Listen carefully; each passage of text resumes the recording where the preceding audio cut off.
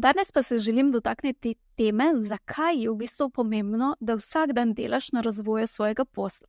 Zdaj, kako sem sploh prišla v bistvu do te ideje oziroma kaj sem videla, da se velikokrat dogaja, je, da smo podjetniki, podjetnice zelo zaposleni, imamo čisto zapolnjen svoj urnik in ko vprašam, zakaj ne namenimo recimo ali pa namenijo več časa za svoj posel, torej delo na svojem poslu ali na razvoju ali da nekaj optimizira in tako naprej, je odgovor ponavadi to, da nimamo časa.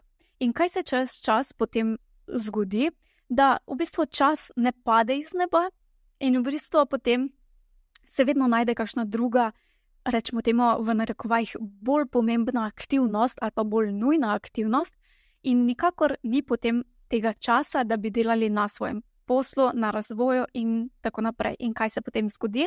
Da se v bistvu zaciklamo v tale krog, kjer smo na enem mestu, dirkamo, smo v akciji, ampak običajno ni rezultatov, kot si jih želimo, in pa tudi ni nekega, da bi videli v prihodnosti, da se bo to izboljšalo. Ker pač enostavno vsak dan delamo iste in iste zadeve in seveda je smiselno, da potem ne bo nekih drugačnih rezultatov.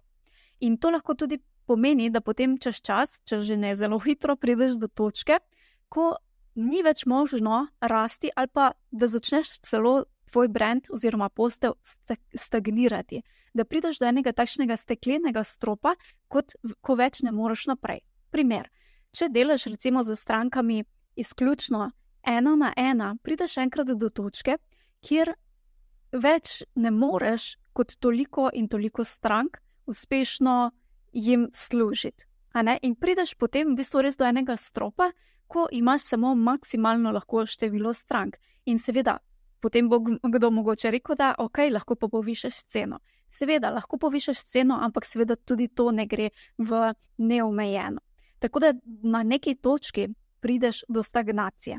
In če ne gradiš oziroma ne delaš na različnih razvojnih projektih, ki bodo mogoče lahko na kakšen način drugačen še pomagaš svojim strankam, ne samo da to, da jim lahko potem večjim strankam pomagaš, ampak tudi s tem si v bistvu zagotoviš, da tvoj posel ne ostane na mestu.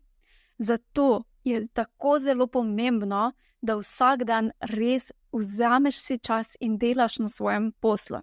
In če ne delaš tega vsak dan, ker se ti mogoče še zdaj ne namenjaš časa za to, ti svetujem, da si mogoče pa vsaj enkrat na teden vzameš kakšno urco ali več ur za to, da delaš na razvoju svojega posla, na razvojnih projektih, na tem, kako bo tvoj posel rastel, pridobil nove stranke, prišel pred novo občinstvo in tako naprej.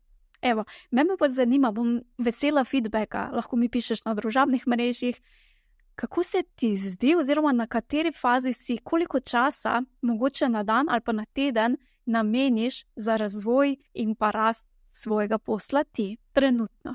Evo, hvala ti! Hvala za tvoj čas in pozornost. Če ti je bila epizoda všeč, te vabim, da se naročiš na podcast na najljubši aplikaciji, kjer poslušaš podcaste in tako ne zamudiš naslednje epizode. Vesela bom tudi povratne informacije, kako ti je bila epizoda všeč in česa si želiš več. Hvala ti in naredi si čudovit dan.